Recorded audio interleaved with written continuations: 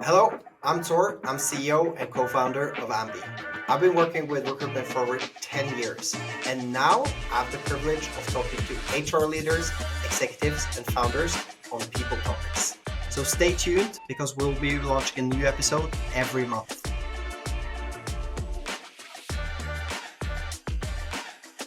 Hello, and welcome to a new episode of The Wrap.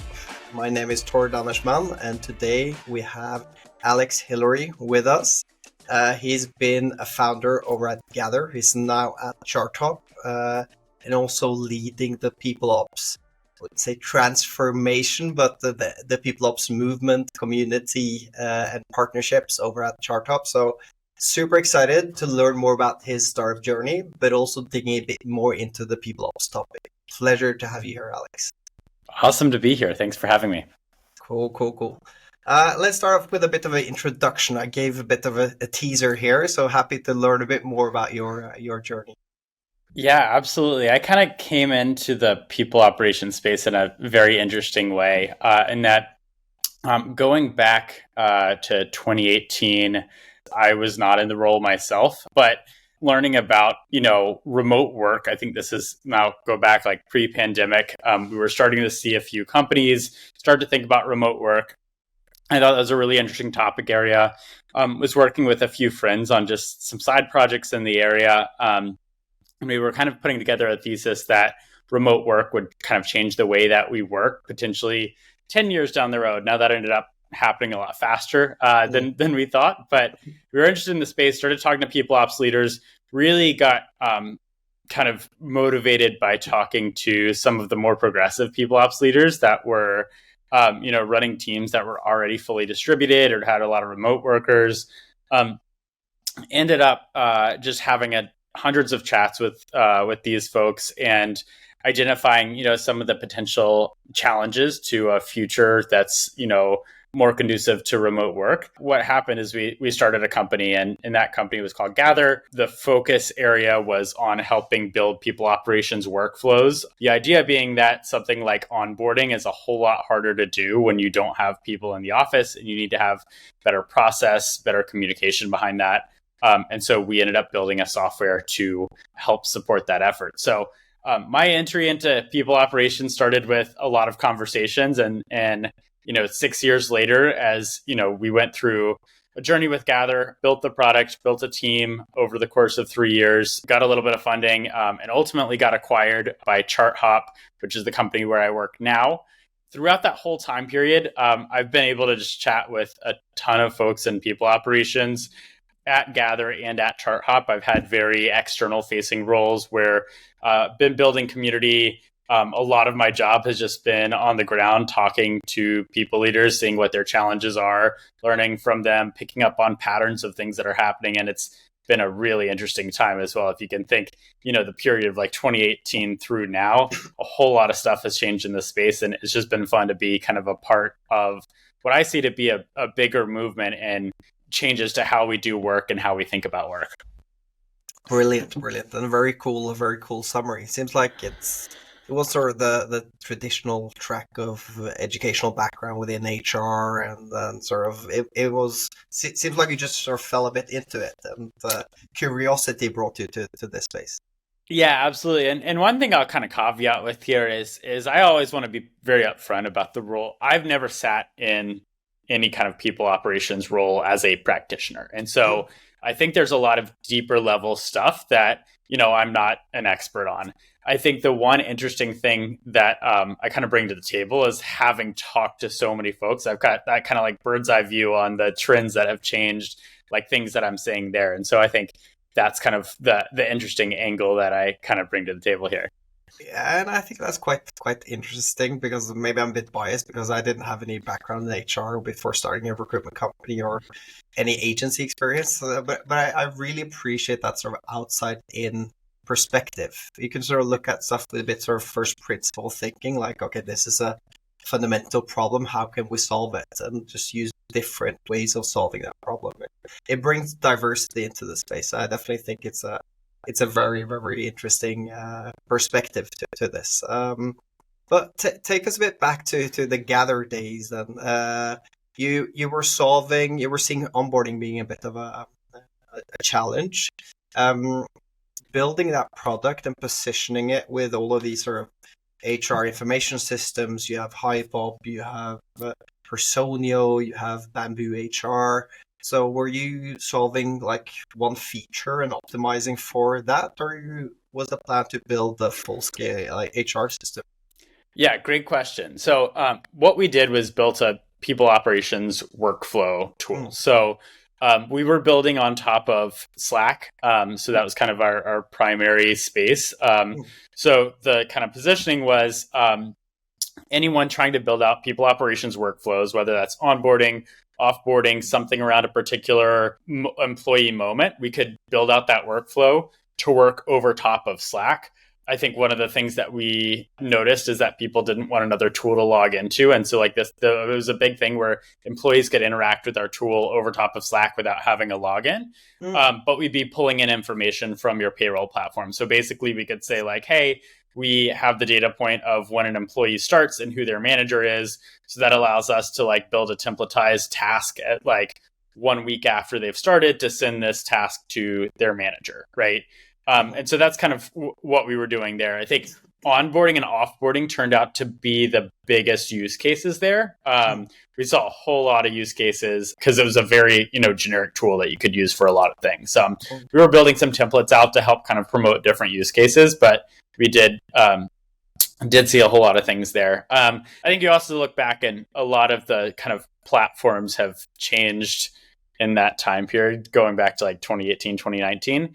And I think there's a lot more functionality. But at the time, and especially when we had a lot of high growing teams, there were definitely some pain points around onboarding and offboarding and just being able to do that at scale. A lot of teams were still doing a lot of this stuff manually. And, you've got a lot of these bigger platforms had some basic level onboarding built in, but we were kind of thinking about taking that communication to a deeper level and like, how do you actually nudge somebody to complete the task and like send a reminder in the appropriate way within the flow of work, right? And so thinking about some of those like behavioral design challenges in a deeper way than a lot of the other kind of bigger platforms were thinking onboarding with like signing a doc and doing some of the basic core stuff at the time. mm. Makes sense. Makes sense. Well, that's cool. And then you were admitted then to YC from my understanding, which is super impressive and must be super exciting being a startup and then getting that validation in a way. So take us a bit through how that was. And, yeah. Yeah, absolutely. So we did the Y Combinator Accelerator in the summer of 2020, which was a very interesting time. So like we started the company kind of with this remote work thesis, but not really branded around remote work, like really focused on people operations. We still kind of were working on like things like remote onboarding for teams that wanted to do that. Then the pandemic hits. There's this like weird 1 or 2 month period where it's like we don't know what's happening at all. And then very quickly it was like, okay, all these teams are going to continue to grow. There's actually, they're going to grow their teams. They're going to start hiring remote. They're going to start operating remote. But they're still going to be, investing in their teams. And so presented a really good opportunity with us. And with that, we got into Y Combinator. That's a whole luck thing. If anybody's familiar with that, it's, they're reading thousands of applications. And if you happen to get in front of the right person, I say this to everybody, like we got in front of the right partner that had identified the problem that we were tackling and is like, oh yeah, this makes a lot of sense. And I think if we'd gotten in front of another partner, I don't know that we would have gotten into YC. Regardless, happy about the opportunity. It was an interesting time where YC was fully remote then. To this day, I have not been to the Y Combinator office in the Bay Area. We were operating out of Cleveland, Ohio, in our basement at the time. And it was a great time. We learned a lot through the process, and it was a really good program for us. But definitely an interesting time. And now YC is like back in person and everything again. So a little bit of a different YC experience, but definitely got a lot of exposure and kind of validation through that. And we're able to, I think, move even faster and kind of, get our first set of customers in the door from that exposure. What's sort of the one thing that you take with you from YC? Is it sort of the speed and execution, or what's so that sort of Oh man, yeah, I think secret the sauce? speed is really helpful. One thing, and this is kind of going back to our founders mindset thing. So at the time as we were going into YC, we had 10 companies signed up to do pilots with us, but nobody was actually paying at the time. And we got into YC, and I got off the call with our partner that's like, congrats on getting into YC. Like, we kick off in 3 weeks, like, have a paying customer before we start. Like, they're just, it's kind of that push to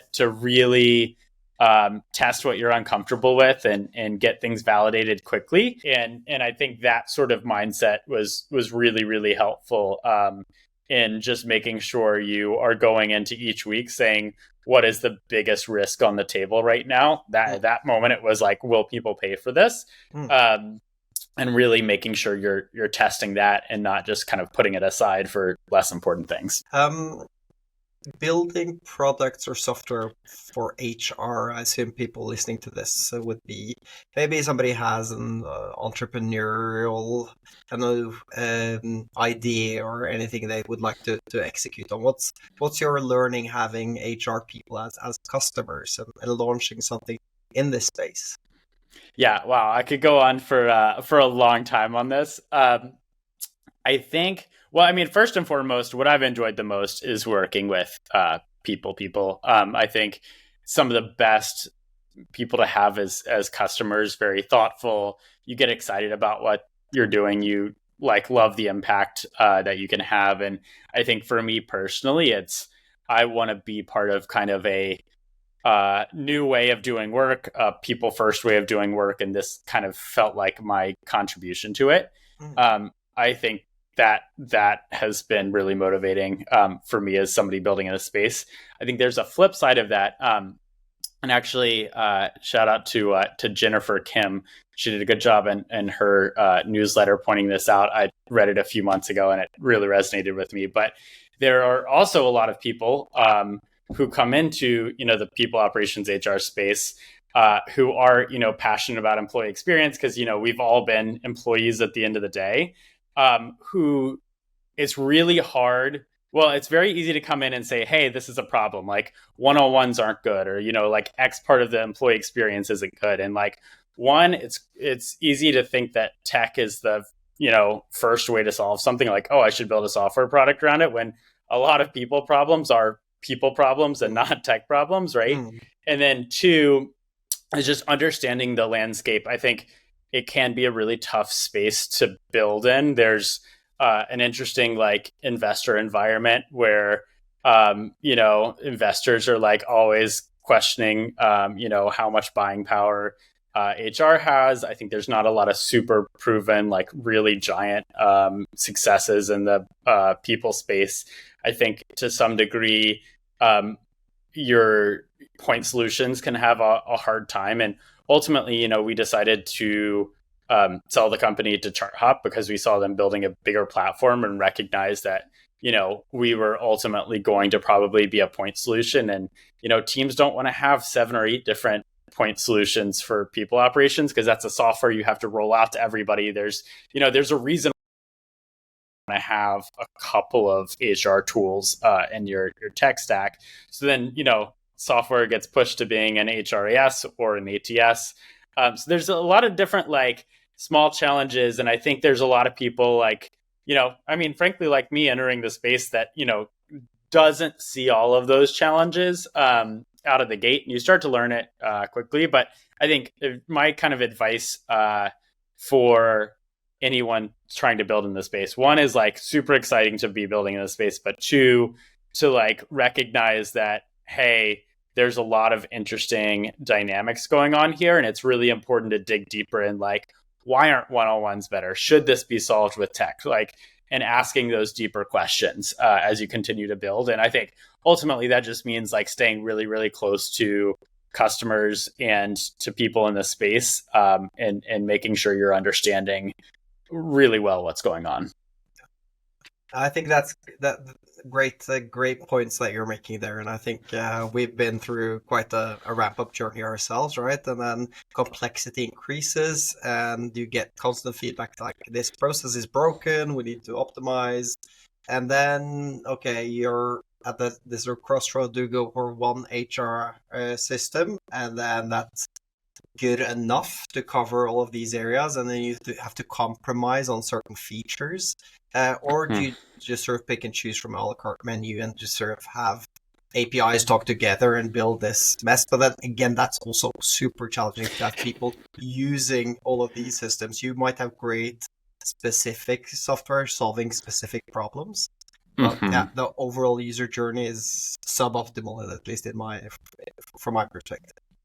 Yeah, yeah. There's a whole lot of stuff there as well of just like, yeah, you'll talk to people, and everybody wants one platform at the end of the day, but then it's like, okay, but actually not. You get these single platforms and they can't do everything well, and so then it's like, actually, let's piece together good point solutions. And things are getting better. Like there's, I think a lot more HR software is doing better talking to each other through APIs. I think there's some third parties that are helping the cause there as well.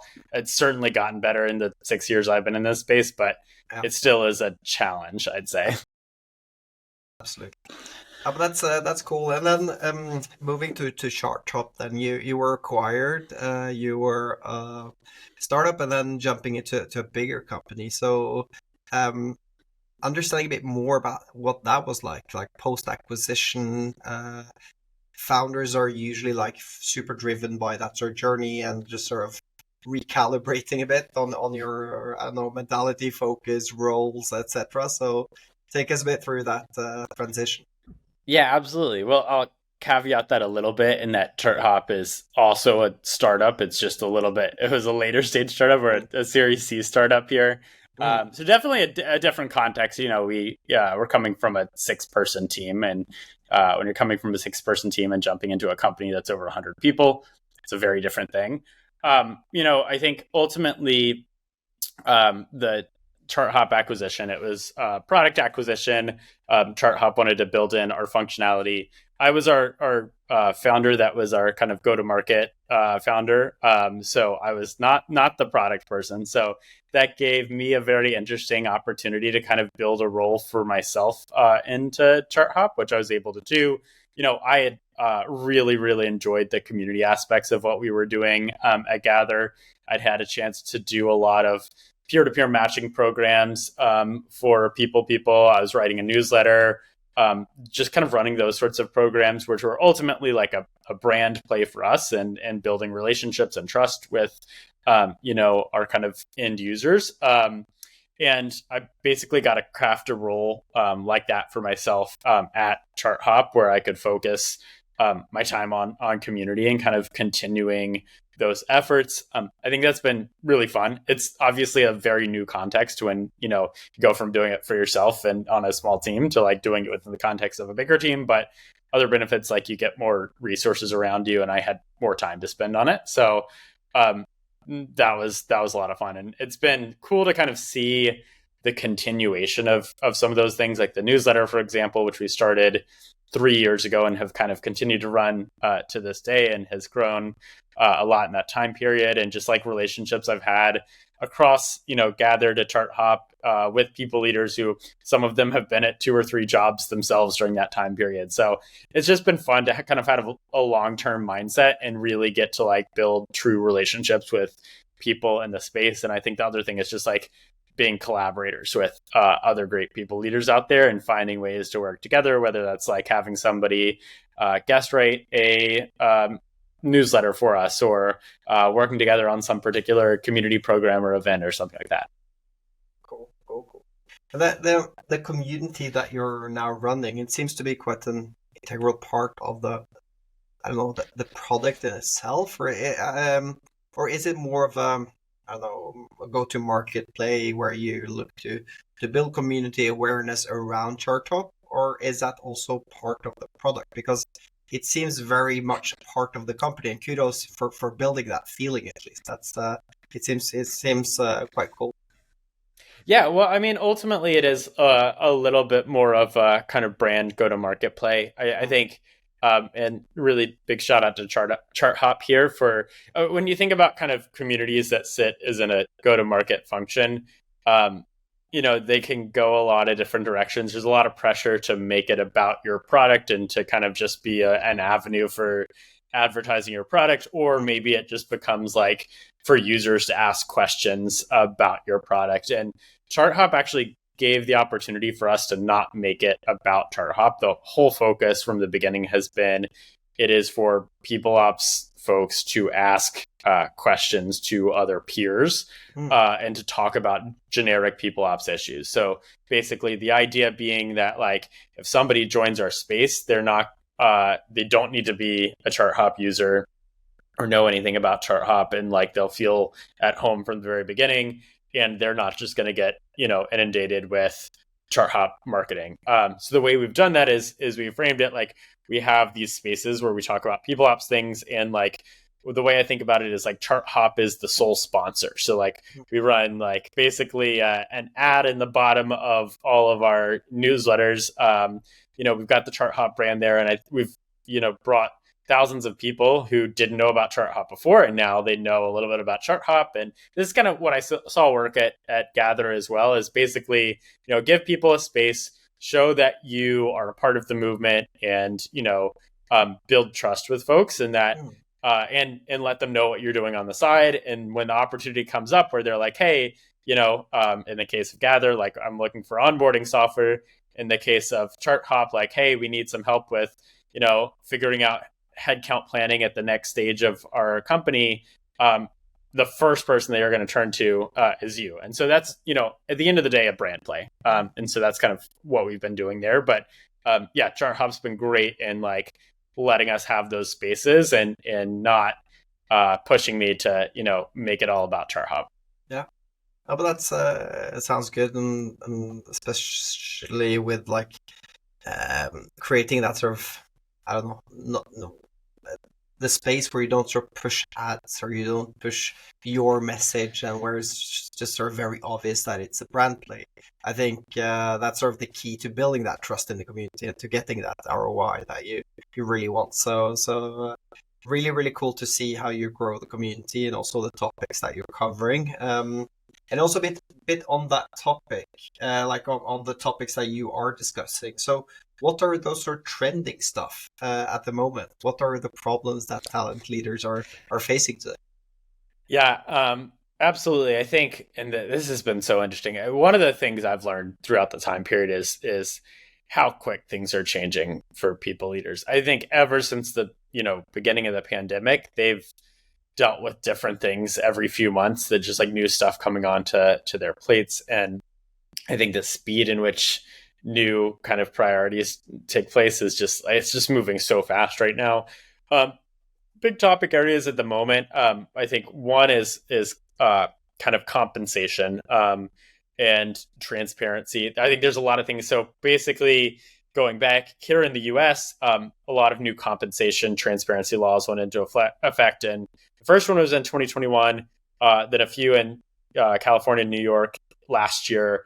And all of a sudden now, I think I just saw that over 50% of job posts in the US now have a salary attached to them, which seems small. But also, if you're in the people space, you know that that's a really big deal. If you ever looked for a job, you know that's a really big deal.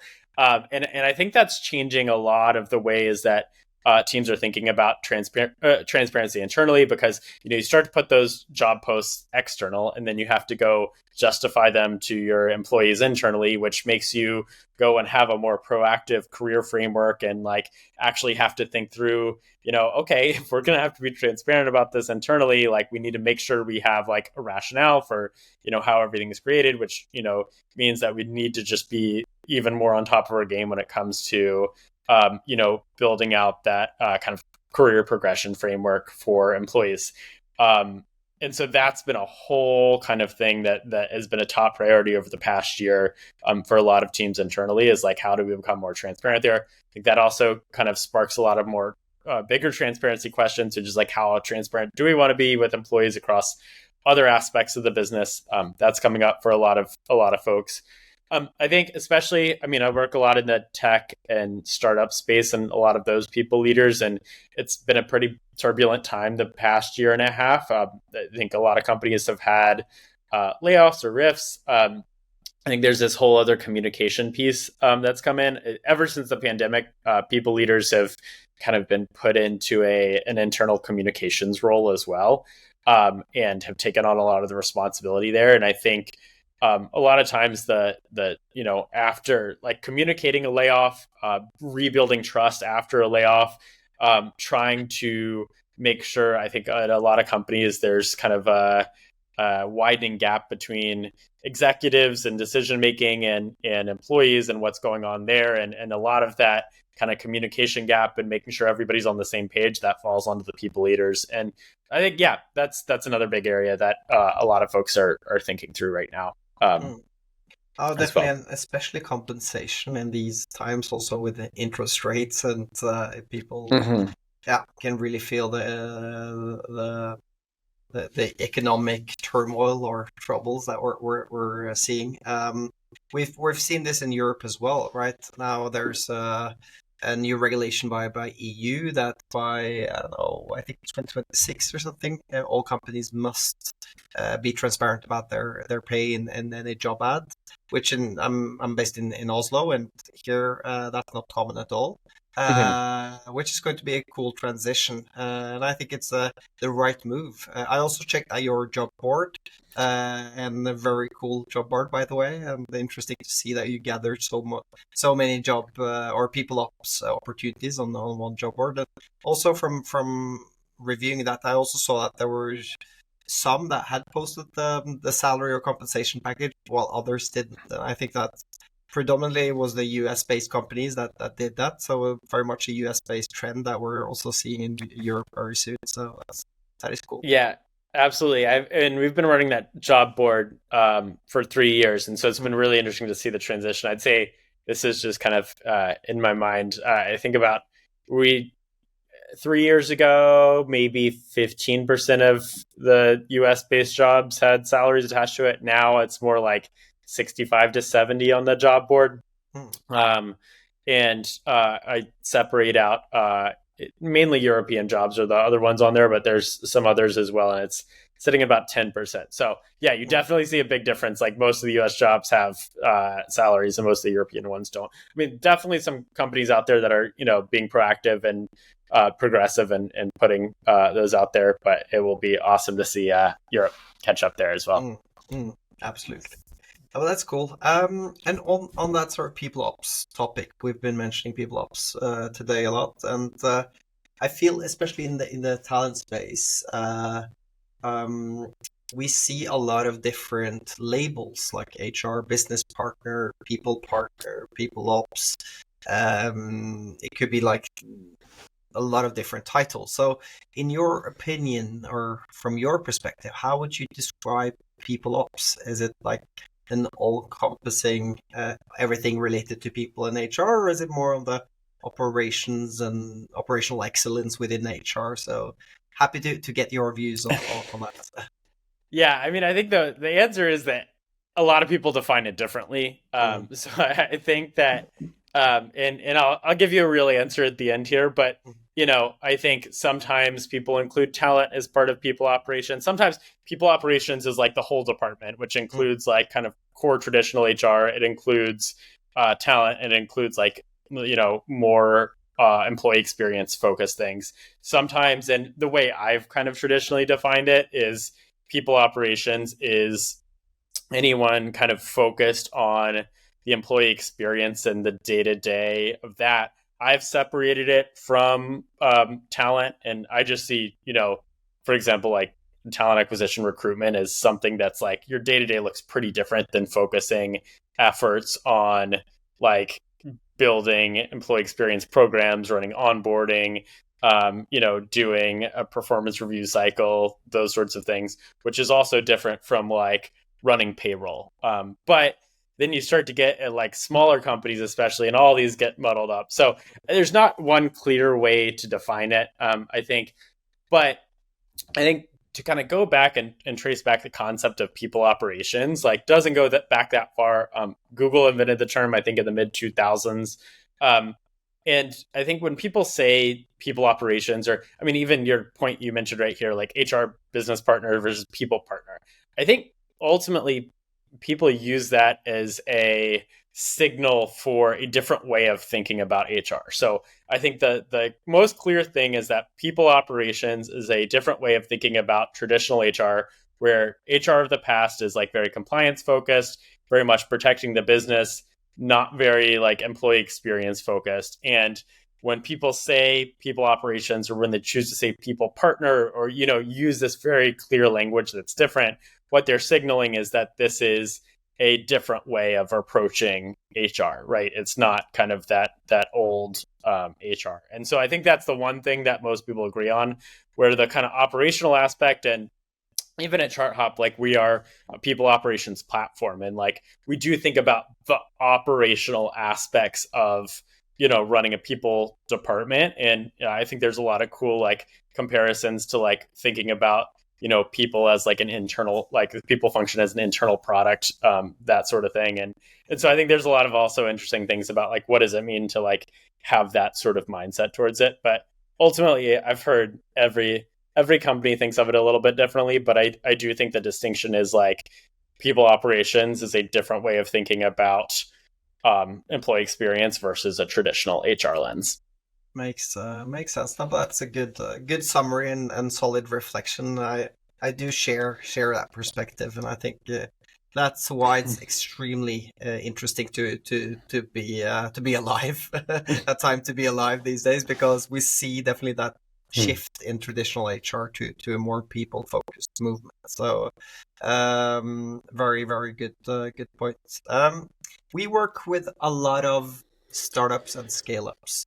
So when should a startup or scale up introduce a people ops function, or start to hire for a people ops function? When's that sort of sweet spot? Of course, there's no right or wrong there, but traditionally, when do you see that role is put into to the company? Big topic of conversation, and there's a lot of opinions on that in the people space. I think I'll touch on a couple things here. One is that it's really interesting to see the difference in first time founders versus second or third time founders when they invest in it, and second or third time founders invest in it a lot earlier than first time founders. I think even going through Y Combinator, like we kind of became de facto people that other founders reached out to ask about people operations, and it was never on their mind early enough. And I think a lot of times you see first time founders like accidentally investing too late, and they get to this phase where they lose a lot of employees 2 or 3 years in, because they did not think about some of the things of like, oh, if I've got an employee that's been here for 2 or 3 years, like they're going to care about career progression, and they're going to want some of these things in place. And if we can't give that to them, then like they're going to leave. So I think you get that dynamic.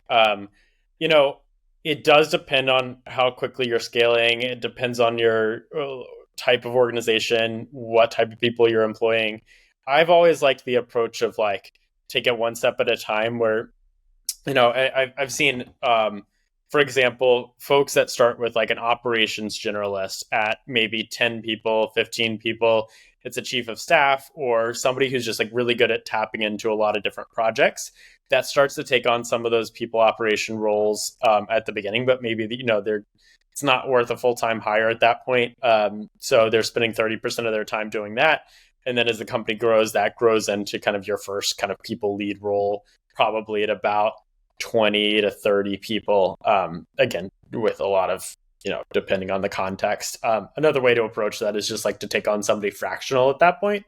But I often, unless you're like really planning to quadruple headcount in your first year, like I don't know that you need a full-time people person at, 10 people. I also think it can be helpful. Like usually people at that stage is like recruiting and also building things internally.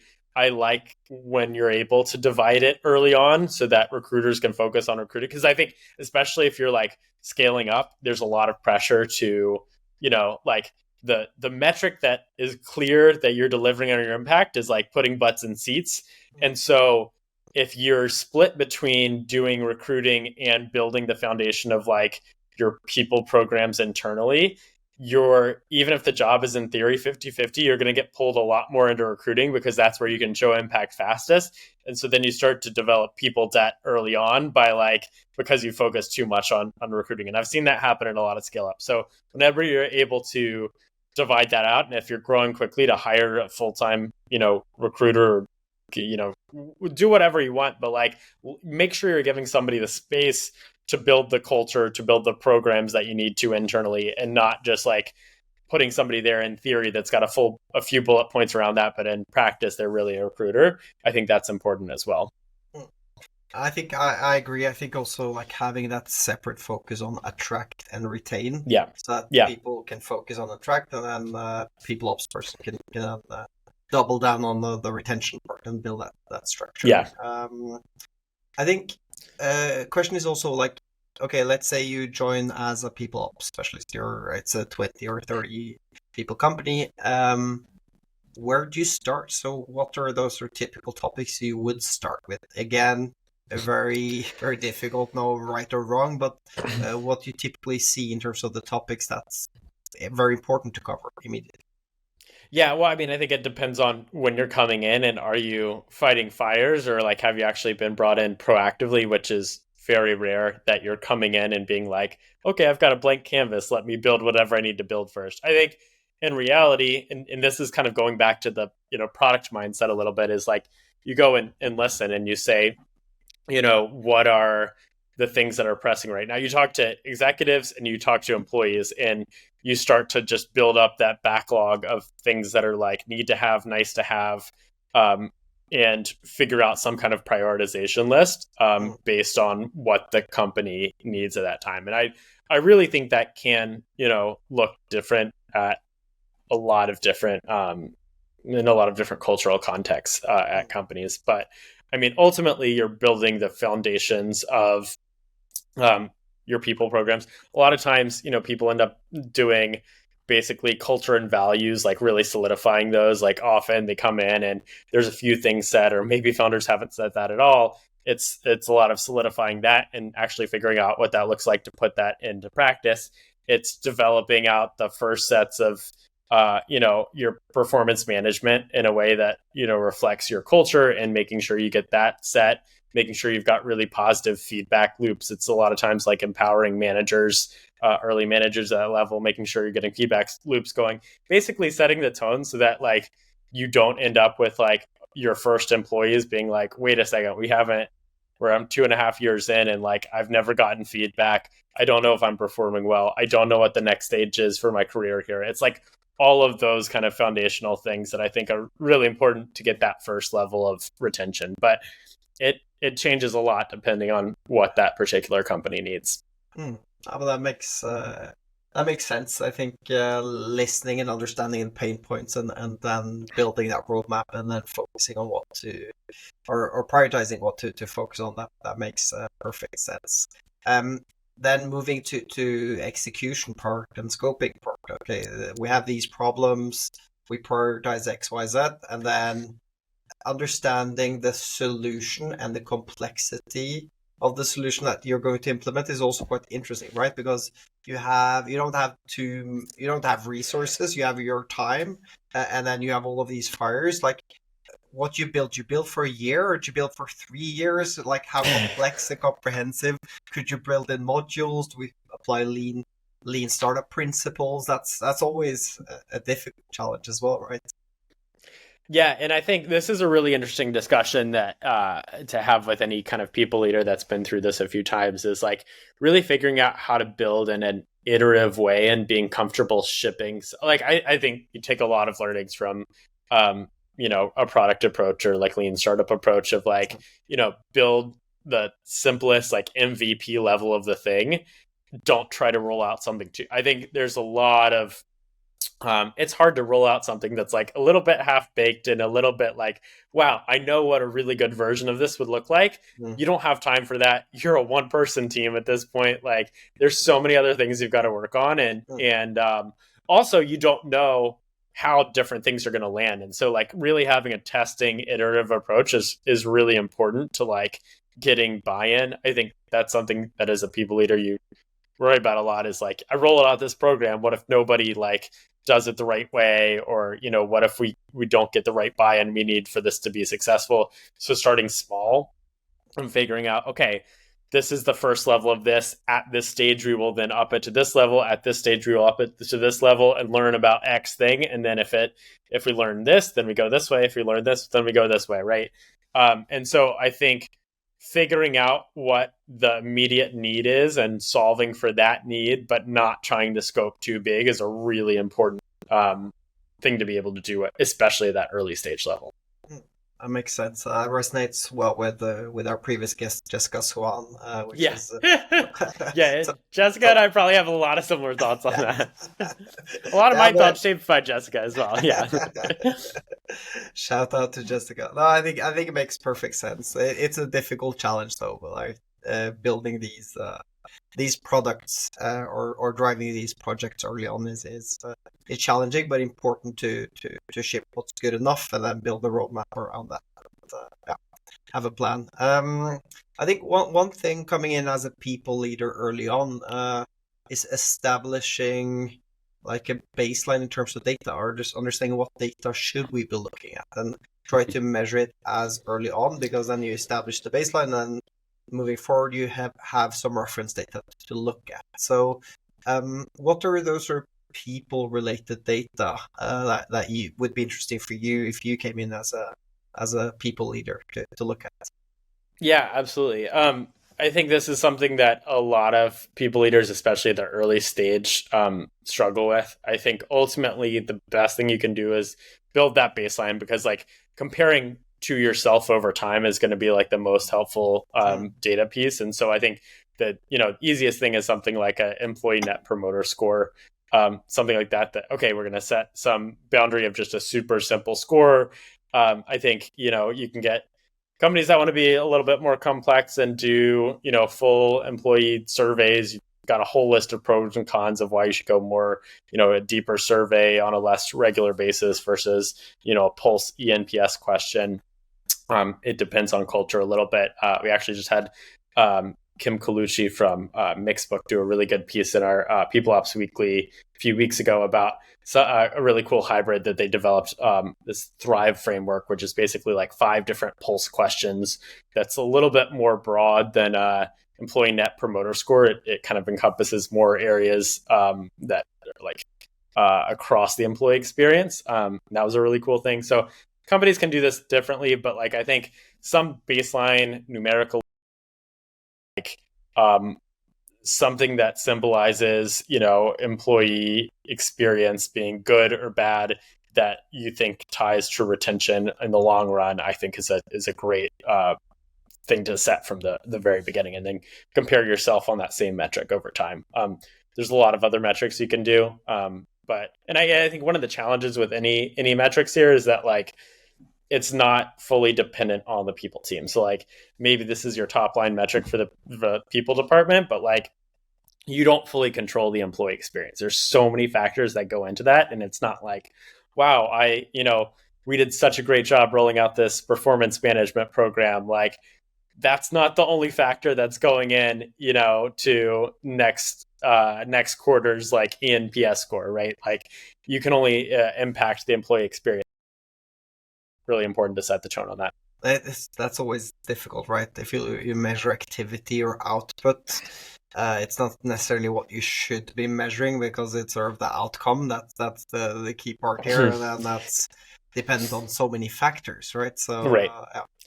Well, and I think that's going back to what we were just talking about earlier with the recruiter versus kind of people operations challenges, that recruiting has a whole lot more metric. It's very defined. You have a lot more impact on your metrics. And so it's like easier to see success or not in the recruitment space versus the people operations space. If you're a founder and then you hire your first people ops specialist or leader, how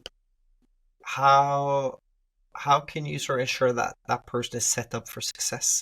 What do you think, or what do you hear from the community that people need to be able to thrive and to deliver the quality that they should be doing. Yeah, I mean, the most important thing is a strong relationship between founders, the CEO, and the first people lead. So I think one is like making sure there is a relationship so that your first people person needs to report up to the top level and not putting somebody in between. Sometimes you see like, a non-founder COO or something in between, and that's like not a recipe for success, because I think going back to some of those first things that you're tackling, which is like cultural things, setting the tone for the foundation of like how your organization is going to work. You need the CEO and the people leader on the same page, and you need a really strong line of communication.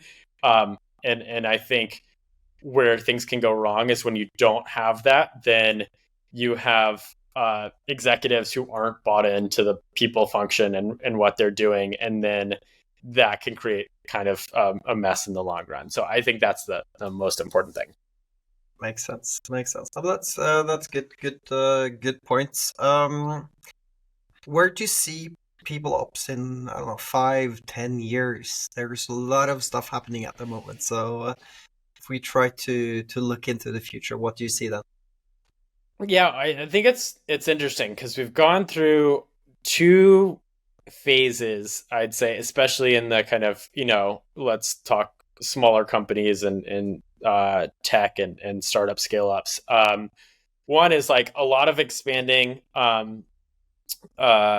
responsibilities, whether that's DEIB, learning and development. It's all doing all this when we're talking compensation, all this career framework stuff that's coming a lot earlier than it used to. Like it's a lot of stuff on this internal communication, like a lot of stuff coming onto your plate.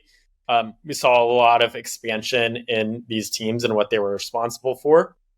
And then I think also on the flip side, like we've gone through a period where you got a lot more responsibility, and then a lot of people operations folks have been let go in this time period. And I think a lot of companies are trying to figure out exactly what the scope of the people team is. And so I think there's a lot of learning to be done there. So I'm like hoping that we get in the next 5 years a better understanding of scope, where the role has been solidified, where it's not just like, oh, this seems like a people problem, and then you've got people that are overwhelmed. But like the second our company downturns, we're like, oh, I guess we'll get rid of our people because like we don't actually know which of these, like, it's like a very interesting dynamic there. So I think like really getting down the scope of the department, understanding the business impact, solidifying on some of those metrics that we measure success by.